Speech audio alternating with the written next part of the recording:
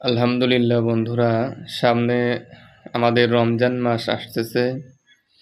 এই রমজান মাস উপলক্ষে রমজান মাসের আগে আমাদের কি কি করণীয় এ বিষয় নিয়ে ধারাবাহিকভাবে কয়েকটা আলোচনা আমি করব। তার ভিতরে ১ নম্বর হচ্ছে আল্লাহ তাআলার কাছে বেশি বেশি তওবা ইস্তিগফার পড়া।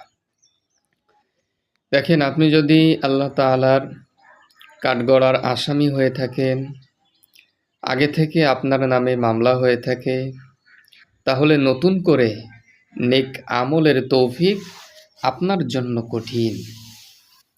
আগে যে অপরাধগুলো আছে সেগুলোর জন্য আল্লাহ তাআলার কাছে বেশি বেশি তওবা ইস্তিগফার করে নতুন করে জীবন গড়ার সংকল্প করতে হবে, যে নতুন করে রমজান আসছে, আমাকে নতুন করে ঘুরে দাঁড়াতে হবে।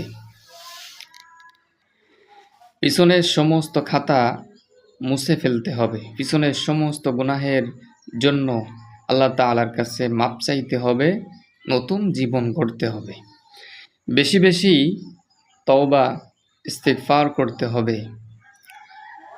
গুনাহের কাজ থেকে ফিরে আসতে হবে, গুনাহের কাজ ছেড়ে দিতে হবে এবং রমজানের জন্য প্রস্তুতি নিতে হবে। এটা হলো ১ নম্বর টিপস।